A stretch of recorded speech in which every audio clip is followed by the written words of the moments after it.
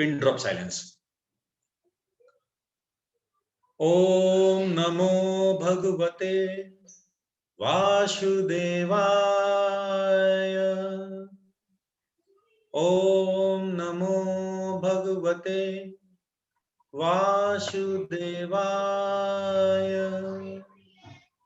ओम नमो भगवते वासुदेवाय।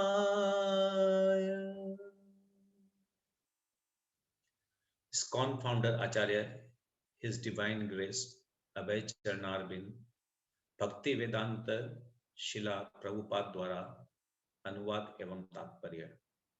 शिला प्रभुपाद की जय।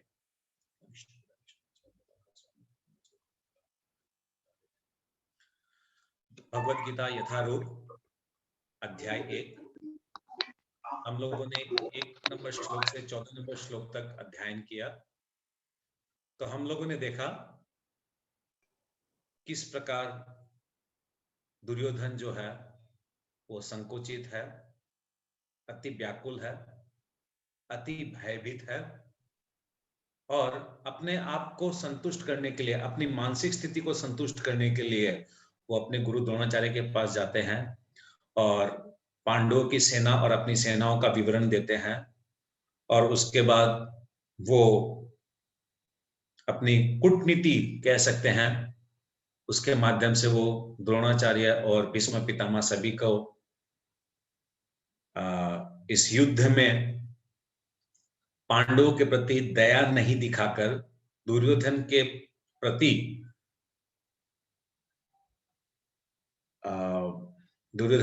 क्या बोलेंगे उसको, दुर्योधन के प्रति एकदम दुर्योधन के साइड से, मतलब दुर्योधन के पक्ष में होकर लड़ना है। तो इस प्रकार की मानसिक स्थिति को देखते हुए भीष्म पितामह समझ गए और भीष्म पितामह खूब जोर से शंखनाद किए और भीष्म पितामह जब शंखनाद किए तो फिर कौरवों के सबसे बहुत सारे विपुल तुरही विभिन्न टाइप के और इंस्ट्रूमेंट्स बजने लग गए। जब ऐसी स्थिति हुई तो फिर पांडवों के पक्ष से सर्वप्रथम भगवान श्री कृष्ण ने अपना शंख बजाया और साथ ही साथ फिर अर्जुन महात्मा ने भी शंख बजाया। तो ये हम लोगों ने 14 नंबर श्लोक तक पढ़ा। सब कोई म्यूट कीजिए, हाँ, बहुत मेहरबानी होगा, सब कोई म्यूट रखिए आप लोग। अब हम लोग 15 नंबर श्लोक से हम लोग लेंगे। श्लोक संख्या 15। पंचजन्यम ऋषिकेशो देवदत्तं धनंजयः पौंड्रम दद्मो महाशंख भीम कर्म विकोदरः। तो देखिए, भगवान कृष्ण ने अपना पंचजन्य शंख बजाया, अर्जुन ने देवदत्त शंख तथा अति भोजी एवं अति मानवीय कार्य करने वाले भीम ने पौंड्रक नामक भयंकर शंख बजाया। तो भगवान कृष्ण ने जो शंख बजाया उसका नाम है पंचजन्य शंख। फिर अर्जुन ने जो शंख बजाया उसका नाम है देवदत्त शंख और भीम ने जो शंख बजाया उसका नाम है पौंड्रक। तो देखिए यहां पर 3 महान योद्धा जो उस युद्ध भूमि में है, भगवान श्री कृष्ण, अर्जुन और भीम, इन तीनों के शंखों का नाम दिया गया है पंचजन्य शंख भगवान श्री कृष्ण का, अर्जुन महात्मा का था देवदत्त शंख और भीम ने जो शंख बजाया वो था पौंड्रक। पौंड्रक नामक भयंकर शंख, मतलब अत्यंत बलशाली पौंड्रक शंख था ये। तो यहां पर देखिए, इसके अलावा भगवान श्री कृष्ण को भी एक अलग नाम दिया गया है। यहां भगवान श्री कृष्ण को नाम दिया गया है ऋषिकेश, अर्जुन को नाम दिया है धनंजय और भीम को नाम दिया है वृकोदर। नाम भी अलग अलग दिए हैं और तीनों के शंख भी अलग अलग नाम दिए हैं। क्या वंडरफुल तरीका से मतलब इन श्लोकों का लिखन हुआ है, पठन हुआ है। तो पहला वर्ड आता है, भगवान श्री कृष्ण को ऋषिकेश कहा गया है। बहुत महत्वपूर्ण वर्ड है ये ऋषिकेश, हम लोग को समझना है और आप लोग नोटिंग भी कीजिएगा इसको। ऋषिकेश मतलब भगवान हमारे समस्त इंद्रियां जो है, कर्म इंद्रियां, हमारी ज्ञान इंद्रियां, 5 कर्म इंद्रियां, 5 हमारी ज्ञान इंद्रियां, इन समस्त इंद्रियों के भगवान डायरेक्टर ऑफ द सेंसेस है। हमारी जो सेंसेस है वो भगवान श्री कृष्ण के नियंत्रण में चलने चाहिए। हमारी जो सेंसेस जो है, हमारी जो इंद्रियां हैं, उसके डायरेक्टर, उसके निर्देशक, उसके किस प्रकार हमारी इंद्रियां काम करने चाहिए, वो भगवान कृष्ण नियोजित करते हैं। भगवान कृष्ण उसके मालिक है। इसलिए यहां पर क्या है, अर्जुन जो ये युद्ध स्थल में था, अर्जुन जो युद्ध करने चाह रहा था, या अर्जुन का जो रथ जो भगवान हाँक रहे थे, इसका मतलब भगवान श्री कृष्ण स्वयं अर्जुन के इंद्रियों के स्वामी थे। अर्जुन के जीवन का निर्णय, अर्जुन के युद्ध का निर्णय भगवान के अपने हाथों में थी। भगवान के हाथों में अर्जुन की डोरियां थी। इसलिए भगवान श्री कृष्ण को यहां पर बताया गया ऋषिकेश। हम लोग को अपने भक्ति जीवन में और ऐसे भी जनरल जीवन में भी, अगर हम लोग को निपुण होना है जीवन में हम लोग को भक्त बनना है, अच्छा क्वालिटी का भक्त, तो हम लोग को अपनी इंद्रियों को भगवान श्री कृष्ण पे समर्पण करना पड़ेगा कि हे कृष्ण, ये शरीर भी तुम्हारा है, ये इंद्रियां भी तुम्हारी है। ये हाथ जो है, ये मेरे हाथ जो है, ये हाथ टीवी का रिमोट चलाने के लिए और रुपया गिनने के लिए नहीं है। ये हाथ है हरि नाम कीर्तन में ताली बजाने के लिए। ये हाथ है भगवत गीता को हाथ में लेने के लिए। ये हाथ है भगवान तुम्हारी दीप करूं, तुम्हारी धुना करूं, मैं तुम्हारे चरणों में फूल चढ़ाऊं। ये जो मुख जो दिया है, सारा दिन हेलो, हाँ मम्मी तुम आज क्या बनाई हो, हाँ पापा आप आज कितना रुपया कमाए, आज दुकान में कितना कस्टमर आया, आज लाख रुपया का सेल हुआ कि नहीं हुआ, बैंक में डिपॉजिट हुआ कि नहीं हुआ, अरे वो मोदी देखो ऐसे कर दिया, वो राहुल गांधी ऐसे कर दिया, आज क्रिकेट में ये होने वाला, फुटबॉल में ये होने वाला है। दुनिया का जन्नूम का हम लोग फालतू बात करता है इस मुंह से, मगर ये मुंह है हरि कीर्तन के लिए, भगवान का भजन करने के लिए, भगवान का गुणगान करने के लिए, भगवत गीता पढ़ने के लिए, भगवत गीता बोलने के लिए, भागवतम बोलने के लिए। ये कान दिया है, ये कान से हम लोग क्या करते हैं, जितना टीवी का सीरियल आता है सब इसमें घुसता है, सब जितना न्यूज चैनल है वो एक चिखता है ना खूब जोर जोर से, उसका नाम नहीं लूंगा मैं, कल को मेरे अगेंस्ट में कंप्लेन हो जाएगा, वो सिर्फ चिखता है और उसका बात हम लोग सुनते हैं। मगर ये कान दिया है भगवान ने भगवत गीता सुनने के लिए, भगवान की लीला को सुनने के लिए, भागवतम को सुनने के लिए। ये पांव दिया है डिस्को में जाके नाचने के लिए नहीं, ये पांव दिया है कि हम चलकर भगवान के मंदिर जाए, भगवान के विग्रह का दर्शन करें। इन पांवों से, इन पैरों से हम लोग गिरिराज जी की परिक्रमा करें, इन पैरों से हम लोग अपने वृंदावन धाम की परिक्रमा करें। तो उसी प्रकार हमारी ये 5 ज्ञान इंद्रियां, 5 कर्म इंद्रियां, इन सब के स्वामी जो है भगवान श्री कृष्ण है। He is the director of our senses, इसलिए उनका नाम है ऋषिकेश। फिर दूसरा शब्द यहां पर आया है, अच्छा जैसे भगवान को ऋषिकेश कहा जाता है, वैसे भगवान के अनेक नाम है, असंख्य करोड़ों करोड़ों नाम है। और पहले के जो माँ बाप थे, पहले के जो लोग थे, वो बच्चों का नाम भगवान के नाम से रखते थे, ताकि क्या है सारा दिन भर भगवान का नाम निकले। मगर आजकल क्या रखता है, टिल्लू पिल्लू मिल्लू, क्या मीनिंग है उन लोग ही जानते हैं माँ बाप लोग। पहले क्या नाम रखते थे अपने बुजुर्ग लोग, कृष्ण, मधुसूदन, है नंदन, यशोदा नंदन, देवकी नंदन, है नारायण, गोपाल, भगवान के नाम है और इन नाम का सबका एक महत्व है। गोविंद बोलना का मतलब हो गया कि भगवान गायों की जो इन गायों के स्वामी है, गायों को आनंद देने वाले हैं, इसलिए उनका नाम गोविंद है। गोपाल है, भगवान यशोदा के लड़के हैं इसलिए उनका नाम यशोदा नंदन है।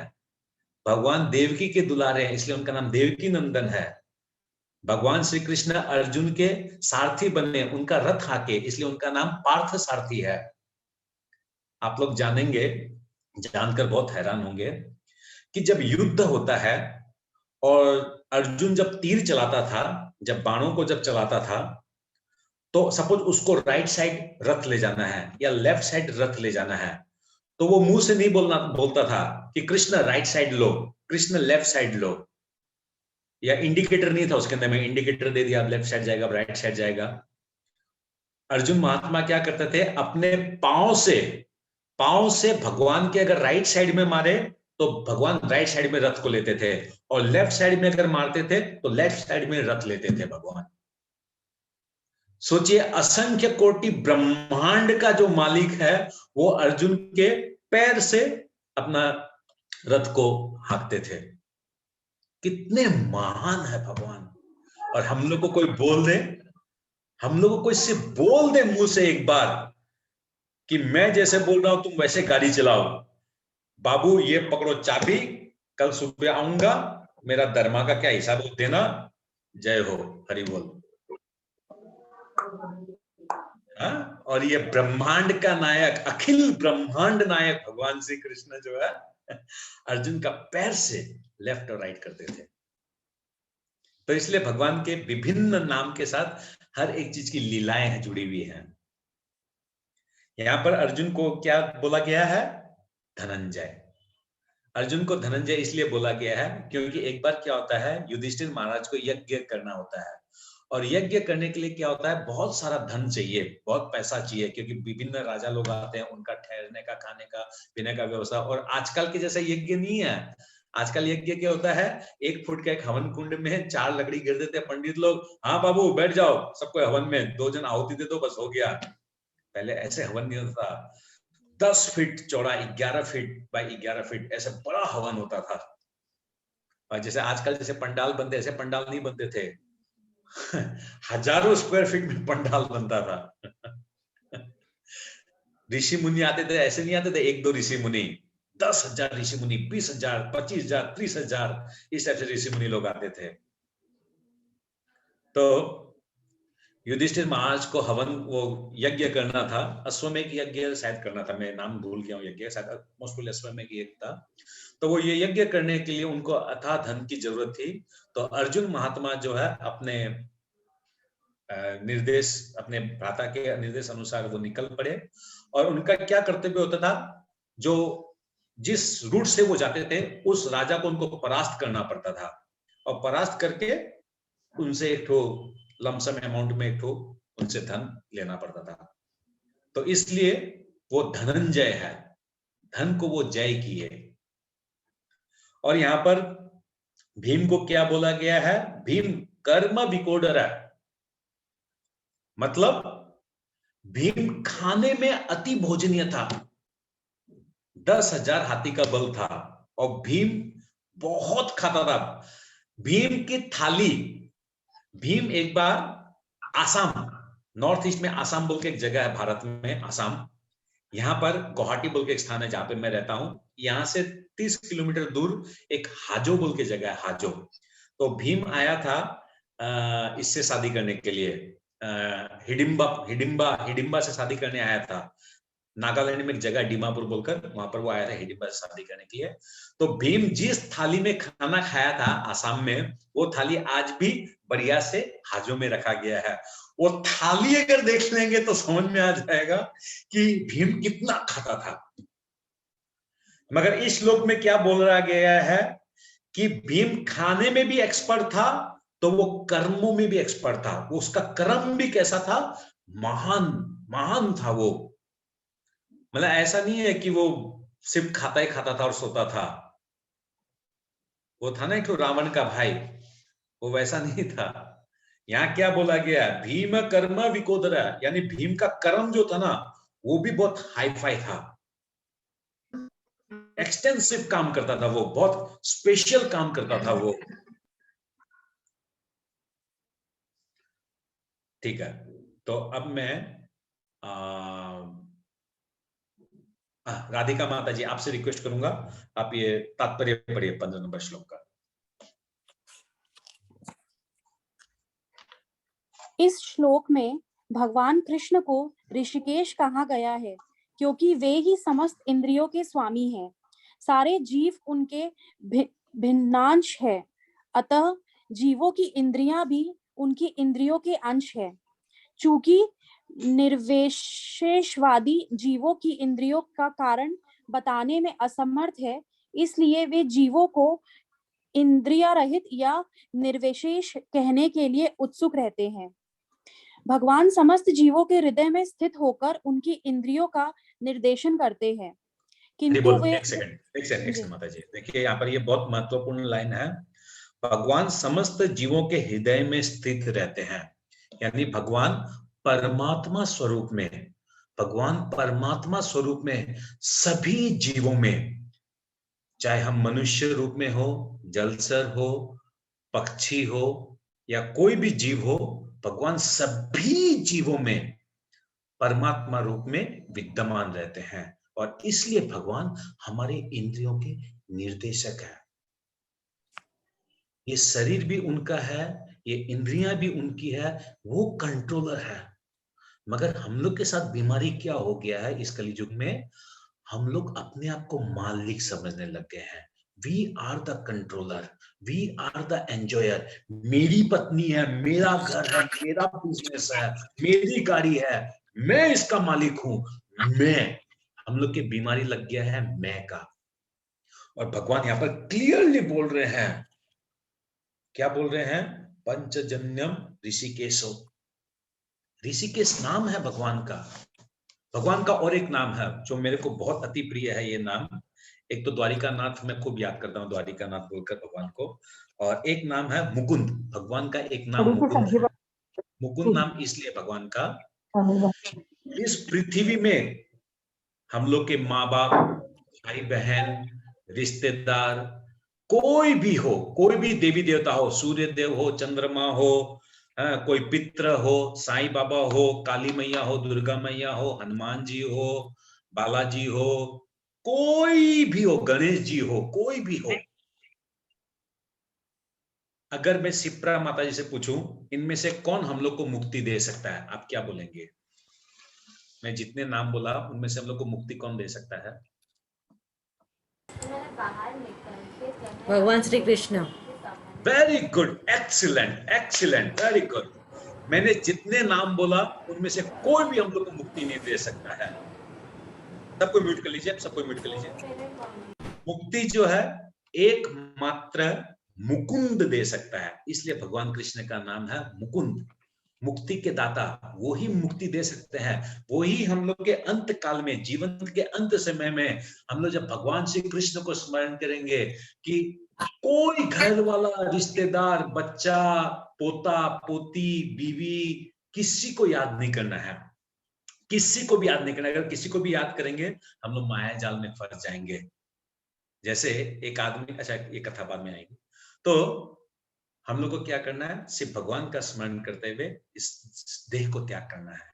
इसलिए भगवान का एक नाम मुकुंद भी है। ओके, आगे बढ़िए माता जी।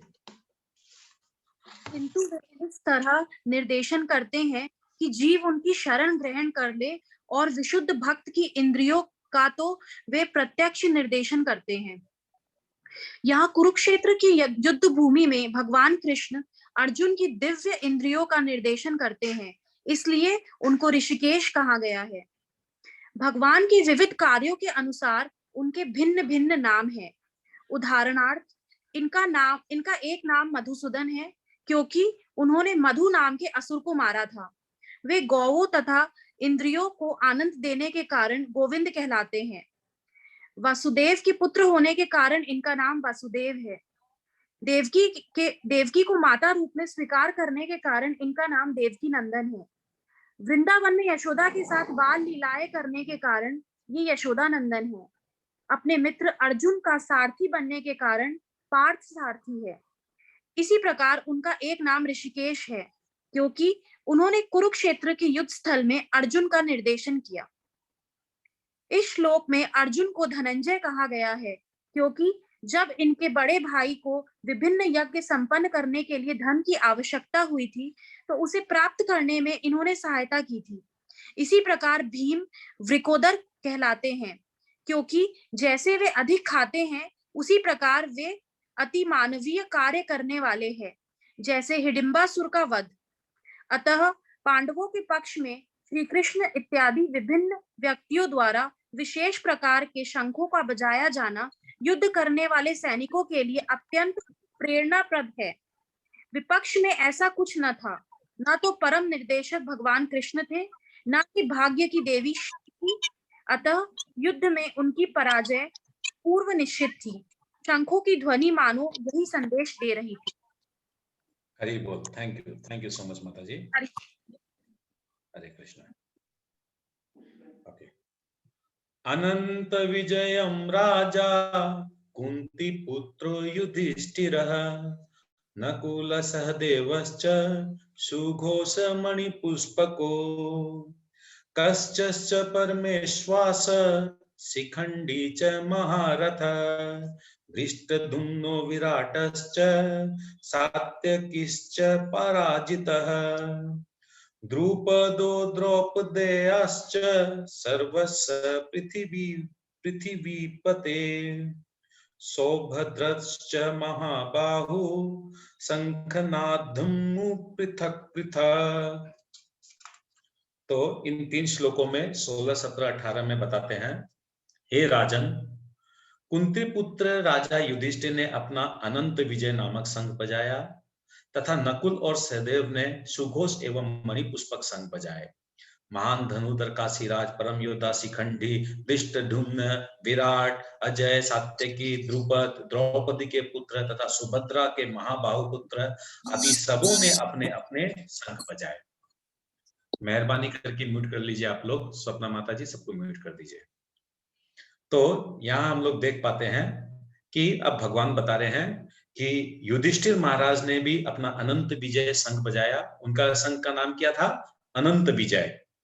नकुल और सहदेव ने भी शंख बजाया। उनके शंखों का नाम क्या था? नकुल के शंख का नाम था सुघोष और सहदेव का शंख का नाम था मणिपुष्पक। और इसी प्रकार महान धनुर्धर काशीराज, शिखंडी, धृष्टद्युम्न, विराट, अजय, सात्यकी, द्रुपद, अभिमन्यु इत्यादि सभी लोगों ने विभिन्न प्रकार से अपने अपने शंख बजाए। ये सारे शंख बजाने के पीछे क्या था reason? Already it has been declared कि पांडवों का विजय निश्चित है। पांडव लोग जो है इस युद्ध को जीतेंगे। No one can stop. ये पूर्ण निर्धारित हो गया। ओके, 19 नंबर श्लोक। सघोषो धार्तराष्ट्राणां हृदयानि वेदार्यत नभश्च पृथिवीं चैव तुमुल अभ्यनुनाद्ययन्। इन विभिन्न शंखों की ध्वनि कोलाहल पूर्ण बन गई, जो आकाश तथा पृथ्वी को शब्दायमान करती हुई धृतराष्ट्र के पुत्रों के हृदय को विदीर्ण करने लगी। तो पांडवों की तरफ से जो शंखनाद हुआ, इतने भयानक योद्धा लोग इतने भयानक शंख के साथ गर्जन कर रहे थे कि कौरव पक्ष के जो लोग योद्धा लोग आए थे या कौरव पक्ष की तरफ से जो लोग युद्ध करने के लिए व्याकुल थे, वो अत्यंत भयभीत हो गए कि ये पांडवों के पक्ष में से क्या चल रहा है ये।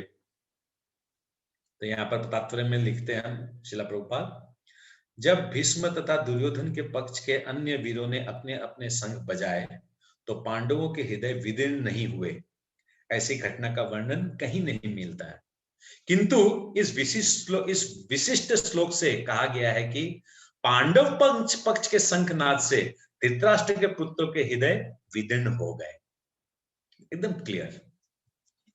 20 नंबर श्लोक। अथ व्यवस्थितानां दृष्टा धार्तराष्ट्र कपिध्वजः प्रवृत्ते शास्त्र संपाते धनुरुद्धम पांडवः ऋषिकेशं तदा वाक्यम् इदं माह महीपते। तो आगे बोलते हैं,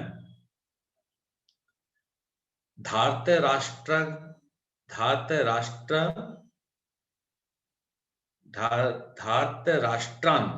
कपिध्वज। कपि, ओके, आप लोग में से कोई बता सकता है कपि किसको कहते हैं? Very good. हनुमान जी को। बंदर बंदर को okay, very good very good. तो एक तो वो अपने लोग पढ़ते हैं ना, वो बाल समय भक्ति चलियो तब तीनों लोक भयो अंधियारो मनस संकट मोचन। जग में कपि संकट मोचन नाम तिहारो।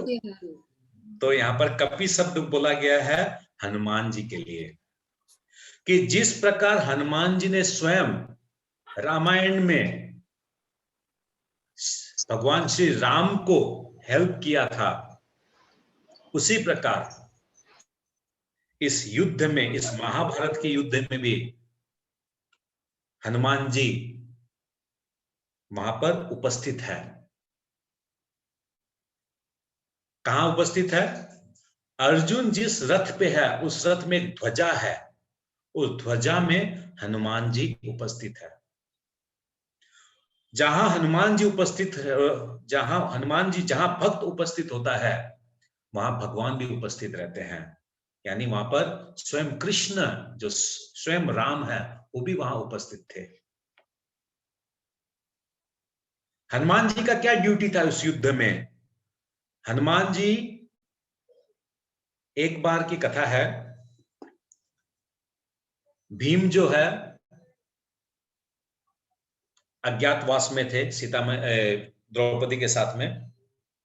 तो द्रौपदी को एक बहुत सुंदर महक आ रही थी, किसी फूल की या कोई चीज की बहुत सुंदर महक आ रही थी। तो उनको वो वस्तु जिससे वो महक आ रही थी वो उनको चाहिए थी। तो वो भीम को बोले। तो भीम महाराज जो है उस वस्तु जहां से वो स्मेल आए थे उसको ढूंढते ढूंढते ढूंढते ढूंढते निकल गए। बहुत पहाड़ था, बहुत वन ही वन था, बहुत घनघोर वन था। तो उस घनघोर वन के अंदर में एक छोटी सी पगडंडी थी, वहां से वो स्मेल आ रही थी। मगर जब वो उस पगडंडी में जब जाने लग गए तो वो बीच में देखे एक बानर बैठा हुआ है, और बानर की एक पूंछ उस पगडंडी में है। तो भीम उनको रिक्वेस्ट किए कि आप अपनी ए बानर, तुम इस अपनी पूंछ को हटाओ, मुझे जाना है। तो बानर बोलता है कि देखो भैया, मैं तो वृद्ध हो गया हूं, बुढ़ा हो गया हूं, मेरे में इतनी शक्ति नहीं है कि मैं इस पूंछ को हटा सकूंगा। तो एक काम करो, तुम ही इस पूंछ को हटा दो। तो भीम, जिसमें 10,000 हाथियों का बल था, वो एकदम थोड़ा सा फुटानी में, मतलब थोड़ा सा, मतलब ऐसे, क्या एक पूंछ ही तो है, वो एक हाथ से पकड़ा ऐसे हटा देगा। मगर वो अपना ताकत लगा दिया, एक हाथ का नहीं हुआ, फिर दोनों हाथ का ताकत लगा दिया, नहीं हटा सका। तो वो प्रणाम करता है, भीम प्रणाम करके पूछता आप कौन है? तो वो बानर जो है अपना परिचय देता है कि मैं श्री राम भक्त हनुमान हूं। और तब दोनों वैष्णव, भीम भी वैष्णव है और हनुमान जी भी वैष्णव है, दोनों जन एक दूसरा को वांछा कल्पत्रु किए, जो अपने लोग डेली मंगलाचरण में गाते हैं, वांछा कल्पत्रु कृपा सिंधु एव च पतितानां पावनेभ्यो वैष्णवेभ्यो नमो नमः। उन लोग एक दूसरे को प्रणाम किए, और फिर हनुमान जी ने उनको वचन दिया कि भीम, जब महाभारत का युद्ध होगा तो मैं अर्जुन की ध्वजा में विराजमान रहूंगा, और कौरवों की सेना जब अर्जुन के रथ के पास आएगी तो मैं गर्जन करूंगा, और मेरी गर्जन से उन लोग भयभीत होकर उन लोग मर जाएंगे। तो हनुमान जी इस प्रकार वहां पर सेवा दिए। रामायण में हम लोग देखे कि हनुमान जी बहुत सेवा किए भगवान श्री रामचंद्र जी का। सारे वानर सेनाओं ने भगवान श्री रामचंद्र जी की सेवा की। युद्ध खत्म हो गया, युद्ध समाप्त हो गया रामायण का, सीता मैया आ गई अयोध्या। अच्छा, ये कथा फिर और कभी सुनाऊंगा, बहुत लंबी कथा है। जिस प्रकार हनुमान जी का भीम के साथ एक मुठभेड़ हुआ, ठीक उसी प्रकार अर्जुन महात्मा के साथ भी एक बार हुआ। एक बार अर्जुन महात्मा तीर्थों में भ्रमण कर रहे थे और वो रामेश्वरम की तरफ पहुंचे और वहां पर देखे कि एक भक्त जो है जय श्री राम जय श्री राम जय श्री राम वो बोल रहा है। तो अर्जुन बोले कि भगवान राम ये बानर लोग का हेल्प लेकर ये पत्थरों से ये लंका तक जाने का जो रास्ता जो बनाए, ये तो बाण से भी बन जाते, बहुत आसान था। रामचंद्र जी तो परशुराम के स्टूडेंट है और बहुत पराक्रमी है और तीर में तो बहुत दक्ष है वो, तो आराम से तीर से बन जाता। क्या इसमें प्रॉब्लम था? ये इतना पत्थर इतना ये सब करने की क्या जरूरत है? तो बानर सुनता है, सुनने के बाद बोलता है, हे राजन, अगर भगवान श्री कृष्ण अगर उस तीर से अगर रास्ता बनाते तो बानरों का जो वजन है वो तीर सहन नहीं कर पाता। अर्जुन महात्मा बोलते हैं, हो ही नहीं सकता है, आप क्या बात कर रहे हैं? तो ठीक है, एक कंपटीशन हो जाए। तो अर्जुन महात्मा बोलते हैं कि अगर मैं तीर चलाऊंगा और आप आसानी से उसको पार कर जाएंगे, लंका तक आप पहुंच जाएंगे, और किसी कारण से अगर ये ब्रिज जो बनने वाला है तीरों से, ये अगर टूट जाता है तो मैं अपने आप में अग्नि में समाधि ले लूंगा। ठीक है। तो अर्जुन महात्मा असंख्य करोड़ों तीर चलाते हैं और तीर से वो एक ठो ब्रिज बना देते हैं। वो बानर और कोई नहीं, वो स्वयं हनुमान जी थे। हनुमान जी ने अपने दाहिने पांव की दाहिने अंगूठे को सिर्फ उस ब्रिज पे रखा और ब्रिज जो है एक कागज की तरह, एक माचिस के कांटे की तरह पल में टूट गया। अर्जुन आश्चर्य हो गया और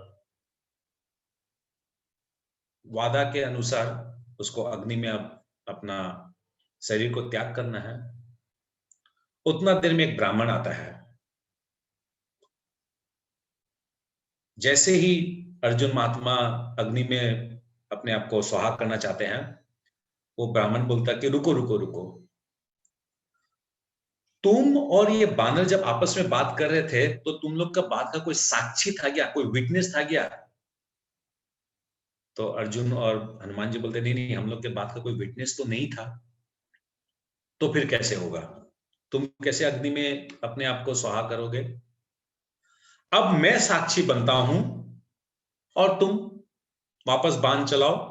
जो तुम लोग का कंडीशन था उस कंडीशन से तुम बाण चलाओ और तुम उसमें पैर रखो। ठीक है, इस बार साक्षी हो गया है, ब्राह्मण ने तो साक्षी हो गया है। अर्जुन फिर दोबारा तीर चलाता है, मगर इस बार तीर चलाने के पहले वो भगवान का स्मरण करता है और भगवान का स्मरण करके वो तीर चलाता है। जब भगवान का स्मरण करके तीर चलाता है, वापस वो एक ठो ब्रिज टाइप से बना देता है और हनुमान जो परम भक्त है भगवान के, वो समझ गए और उन्होंने तत्क्षण में उन्होंने उपलब्धि की कि जो ब्राह्मण खड़ा था वो ब्राह्मण अब उस पुल को संभाल रखा है। वो समझ गए ये स्वयं भगवान है, तो उन्होंने उस पुल को प्रणाम किया, भगवान को प्रणाम किया और उस पुल पे खड़े हो गए। वो जो तीर से बना हुआ जो पुल है वो नहीं टूटा। तो हनुमान जी ने पहले भीम का घमंड तोड़ा और इस बार अर्जुन का घमंड तोड़ा। हनुमान जी परम योद्धा है, परम वैष्णव है। तो यहां बोल रहे हैं कि हनुमान जी स्वयं इस युद्ध में उपस्थित थे, ध्वजा में। अर्जुन के रथ में जो ध्वजा थी उस ध्वजा में स्वयं हनुमान जी उपस्थित थे। और हनुमान जी उपस्थित थे, जहां भक्त उपस्थित होता है वहां भगवान उपस्थित होते हैं। ये आप और हम, ये जो रात को हम लोग टीवी नहीं देखकर, फिल्म नहीं देखकर, डिस्को में नहीं जाकर, फालतू बात नहीं कर कर, कुकिंग नहीं कर कर, एकाग्रता से जो हम लोग बैठ के जो भगवान का चर्चा कर रहे हैं, आप लोग को ये विश्वास हो नहीं हो, आपके इर्द गिर्द भगवान है। हमारे परमात्मा रूप में तो भगवान हमारे शरीर में है ही है, स्वयं भगवान भी हमारे पास में है, शिला प्रभुपाद हमारे पास में है। और जब हम भगवान की चर्चा कर रहे हैं, आप लोग के घर में स्पीकर या मोबाइल या लैपटॉप जिससे भी आवाज आ रहा है, आपके आसपास के जितने भी निगेटिविटी है वो सब खत्म होकर पॉजिटिविटी में होती है। आसपास में जितने भी जीव है उन सब का उद्धार हो रहा है। आपके परिवार के लोग, आपके बच्चे, सभी का उद्धार हो रहा है। We are extremely fortunate कि प्रभुपाद जी ने हम लोग को एक ऐसी चीज दे के गए कि जिससे हम लोग अपना भी कल्याण कर सकते हैं और अनेकों अनेक जीवों का भी कल्याण कर सकते हैं। तो ठीक है, मैं अब अनुरोध करूंगा शिखा माता जी से कि वो तात्पर्य पढ़े।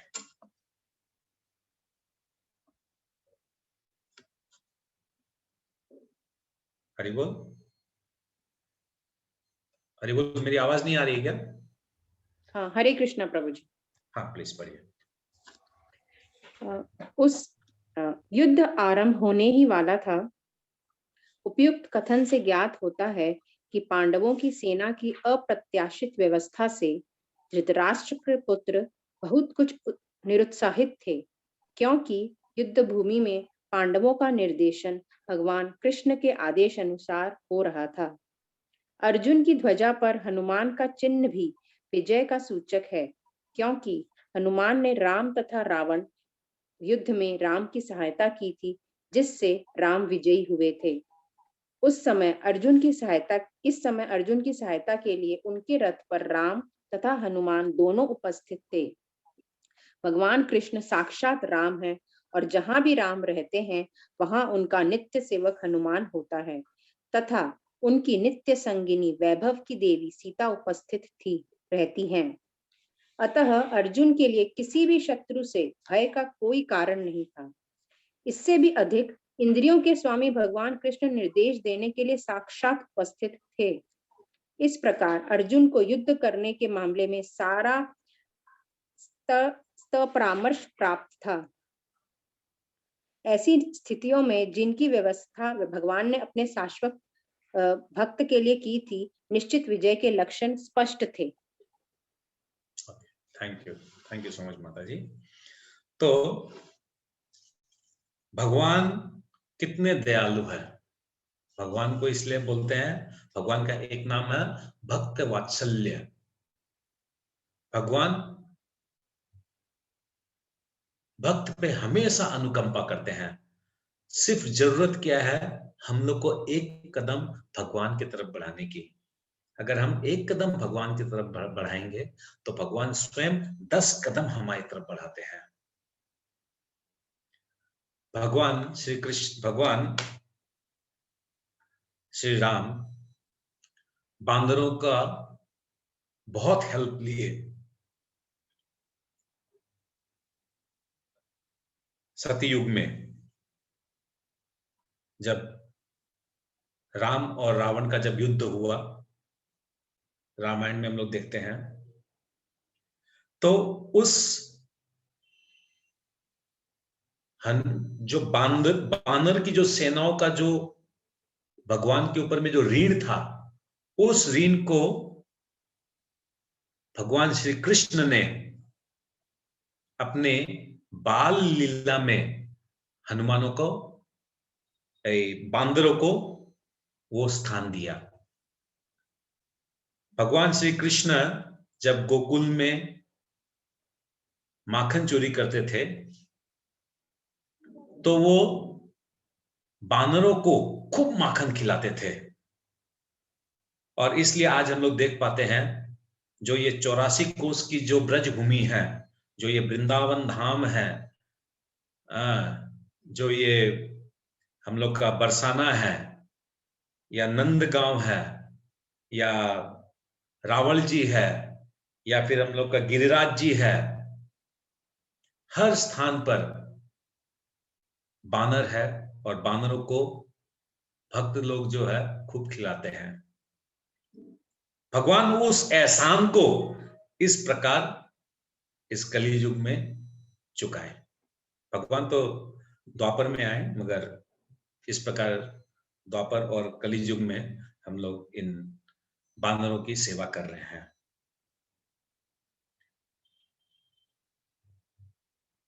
और एक महत्वपूर्ण बात कि एक बार जब भगवान श्री राम रावण का अंत कर मां सीता को लेकर वापस जब आए तो बहुत उत्साह, उमंग था, उल्लास था, और उसी दौरान उनको अपने ससुराल से भी एक न्योता मिला जनक महाराज से कि आप सीता मैया को लेकर आप आइए और एक दिन कुछ दिन यहाँ पर रहिए, आप लोग सबको खाइए पिए, अच्छे से रहिए, हम लोग आप लोग का आदर स्वागत करना चाहते हैं, और साथ में आप लोग अपनी बानर सेना को भी लेके आइए। तो भगवान राम बोले कि ठीक है, निमंत्रण दिया, निमंत्रण वो स्वीकार किए, मगर वो तो अपने बानर सेना के बारे में वो जानते थे। तो वो एक दिन मीटिंग कॉल किए, मीटिंग कॉल करके हनुमान को बुलाए और हनुमान को बोले कि हनुमान, जनक महाराज का ऐसा ऐसा संदेश आया है, मगर ये बानर सेना को अगर हम लेके जाएगा, ये ससुराल में इन लोग मेरा नाक कटा देगा, इन लोग बांदरपंथी किए बिना मानेगा नहीं और उल्टा पुल्टा काम करेगा, मेरा एकदम पूरा नाक कट जाएगा। हनुमान जी सोचे, 5 मिनट तक सोच के बोले ठीक है भगवान, मैं इन लोग को ट्रेनिंग दूंगा, खूब बढ़िया से इन लोग को एकदम साइंटिफिक रूम में बिठाकर टेबल चेयर में ब्लैक बोर्ड में समझाकर इन लोग को खूब अच्छी तरह से सब समझाऊंगा, ऑल डिसिप्लिन एकदम समझाऊंगा, पूरा अच्छा से इन लोग को एकदम पूरा सबको समझा दूंगा, कोई टेंशन का बात नहीं है, आप मेरे पे छोड़ दीजिए। तो भगवान राम बोले कि ठीक है, तो इन लोग को जो है अभी 7-8 दिन का ट्रेनिंग दो। तो जितने भी बानर सेना थे सबको एकदम टाई कोट पहनकर, बैज यूज लगाकर, स्कूल का यूनिफॉर्म पहन के सबको एकदम क्लासरूम में आ गए, खूब बढ़िया से सबकी ट्रेनिंग हुई, एकदम समझाया गया कैसे खाना है, कैसे पीना है, कैसे रहना है, कैसे एकदम सिस्टमेटिकली चलना है, कोई चीज को तोड़ेगा नहीं, फोड़ेगा नहीं, कोई गाछ पे नहीं चढ़ेगा, कोई फल को तोड़ेगा नहीं, सब कोई भी कुछ भी नहीं करेगा, जिस प्रकार हनुमान जी इंस्ट्रक्शन देंगे वैसे ही सबको करना है। ठीक है, तो जो निर्धारित दिन था उस निर्धारित दिन को सबको गए, खूब वहां पर आदर स्वागत हुआ सबको, और सभी बानर सेना को खूब सुंदर तरीका से उन लोग को भी बेडरूम मिला, उन लोग को भी अपना अपना रूम मिला, और 2-3 दिन 4 दिन हुए, जिस टाइप से उन लोग को सिखाया गया था, उन लोग का ट्रेनिंग हुआ था, एकदम उसी टाइप से उन लोग सबको बानर सेना थे, कोई हलचल नहीं, कोई बदमाशी नहीं, कोई शरारत नहीं, खूब सुंदर। और उस टाइम पर क्या था, गर्म का दिन था, तो गर्म का दिन होने का कारण क्या था, वो पूरा आम का सीजन था, तो एकदम पूरा पका हुआ आम का सीजन था। तो एक दिन ऐसे ही लंच का वक्त था, तो लंच का वक्त में सारे बानर सेनाओं को, लाखों लाखों बानर सेनाओं को सबको एक रूम में, एक बड़ा सारा हॉल में, जैसे डेली उन लोग खाते थे उस टाइप से उस हॉल में उन लोग को बिठा दिया गया, और जैसे डिसिप्लिन सिखाया हुआ था कि पहले प्लेट आएगा, उसमें सारा सामान दिया जाएगा, फिर तुम लोग हाथ धोगे, फिर खाओगे। तो जैसे हनुमान जी करेंगे वैसे तुम लोग को फॉलो करना है। सबको एकदम चुपचाप, उन लोग का सबका एकदम लंच का प्लेट लग गया, वैसे एकदम सारा सामान उमान आ गया, और उसमें उन लोग को सबको वो एक तो लंबा आम आता है जो चूसने का होता है, वो आम तो मुंह से चूसने का, वो आम सबके प्लेट में दिया गया। तो हनुमान जी पहले उस थाली को देके प्रणाम किए, तो सारे बंदरों ने, उनका ड्यूटी था फॉलो करना हनुमान जी को, तो सभी ने वैसे ही प्रणाम किया। तो हनुमान जी सबसे पहले आम को हाथ में लिए, तो बाकी भी सब लाखों लाखों बंदर आम को हाथ में ले लिए। हनुमान जी आम को ऐसे करने लग गए, ऐसे, मतलब वो आम था ना, आम को थोड़ा सा लूज करने लग गए ताकि उसको चूसेंगे। तो सारे के सारे बंदर लग गए इसी काम में। अब क्या होगा, किसी कारणवश, कैसे ही समझ लीजिए आप लोग, वो हनुमान जी जिस आम को ऐसे कर रहे थे, उस आम की गुठली छिटक गई और हनुमान जी उसको जम करके उसको पकड़े। अब ये देखकर जितने बंदर थे वो सब अपने अपने आम को उछालने लग गए और सब पकड़ने लग गए। तो उस प्लेट में जितना सामान था, कोई इधर उड़ रहा है, कोई उधर उड़ रहा है, चारों तरफ पानी, खाना पीना सब कुछ तहस नहस हो गया। ये खबर भगवान श्री राम के कानों में भी पड़ी। तो भगवान श्री राम हनुमान जी को बुला के पूछे कि आज क्या हुआ लंच में। तो हनुमान जी बोले कि आज थोड़ा सा गड़बड़ हो गया। बोले कैसे, क्या गड़बड़ हो गया? तो हनुमान जी बोले कि मेरी ही गलती हुई प्रभु, क्योंकि वो मैंने ऐसे ऐसे आम को ऐसे ऐसे, वो सारा विवरण बताया कि मैं आम को ऐसे ऐसे हिला रहा था, वो गुठली उछली तो मैं उसको पकड़ने गया, और वो ऐसे ही मेरे को देख के जितने बंदर थे, जितने बानर सेना थे, सब उछलने लग गए। तो भगवान रामचंद्र जी कुछ नहीं बोले। तो कहने का तात्पर्य क्या है कि भगवान सतयुग में हो, द्वापर में हो, कली युग में हो, हर क्षण इन बानरों का भगवान सेवा करते हैं। क्यों? सिर्फ एकमात्र कारण यह है कि उन्होंने भगवान श्री राम की सहायता की थी। हम और आप, हम लोग का तो मनुष्य शरीर है। हम इस मनुष्य शरीर से सुबह उठ सकते हैं, गेट को नॉक करके भीतर घुसे, भगवान को उठाए, हरे कृष्ण कृष्ण कृष्ण हरे हरे, हरे राम राम राम हरे हरे, ये बोल के भगवान को उठाए, भगवान को दर्शन किए, और भगवान का दर्शन करने के साथ साथ हम लोग भगवान को दंडवत प्रणाम किए, फिर भगवान का मंगला आरती किए, भगवान को लिए खूब सुंदर सुंदर भोग बनाए, भगवान को भोग लगाए तुलसी देकर, फिर उसी को हम लोग प्रसाद रूप में पाए, भगवान का नाम कीर्तन किए, भगवान का हम लोग जाप किए, कम से कम सुबह 6 माला 8 माला हम लोग किए। सुबह 5 बजे उठना पड़ेगा तो 5 बजे उठेंगे, 4 बजे उठना पड़ेगा, 4:30 बजे उठना पड़ेगा, कोई बात नहीं है, 5:30 बजे उठेंगे, भगवान का नाम जाप किए। तो अगर बानर लोग एक पत्थर उठा के, पत्थर की शिला से अगर ब्रिज बनाते हैं, और भगवान उन लोग की इतनी सहायता, इतने ख्याल, भगवान उन लोग की इतनी सेवा को ग्रहण करते हैं, तो हम मनुष्य की सेवा, हम मनुष्य का कल्याण भगवान नहीं करेंगे क्या? भगवान परमात्मा रूप में हमारे हृदय में है, हमारे शरीर में है। वो हमारे कौन है? हमारे पिता है। भगवान कृष्ण हमारा बर्थ गिविंग फादर है। एक मां के गर्भ से जब बच्चा पैदा होता है, तो क्या वो बच्चा बोलता है या मां को, कि मां मुझे दूध दो, मुझे भूख लगी है? ऑटोमेटिक मां के स्तन में दूध आ जाता है बच्चा होने के बाद, और बच्चा उस स्तन को पान करता है।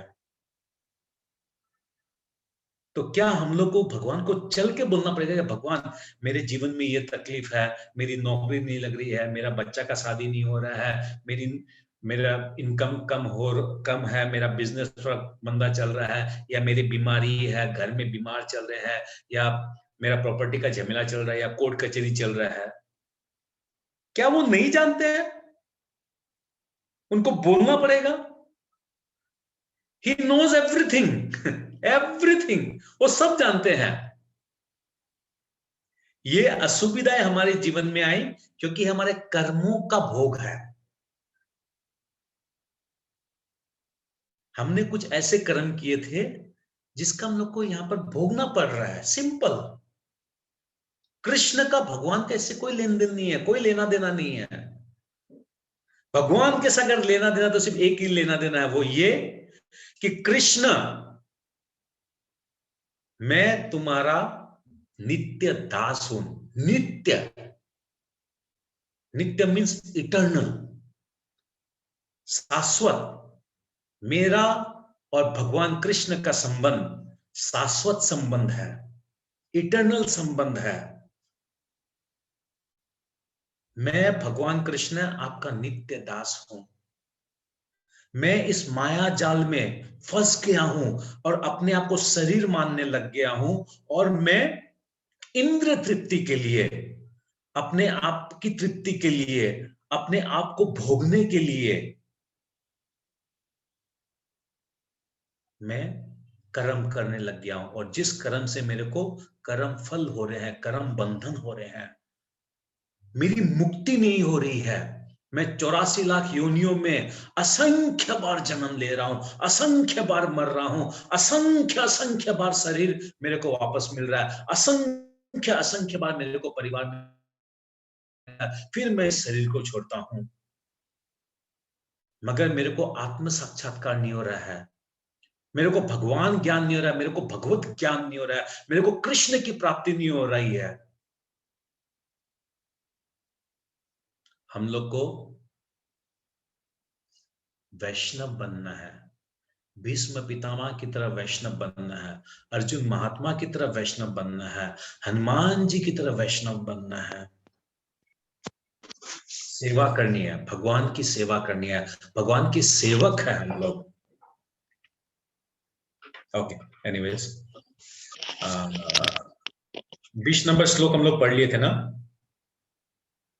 ओके, 21, 22, 947। ओके, हम लोग यहीं आज विराम देंगे।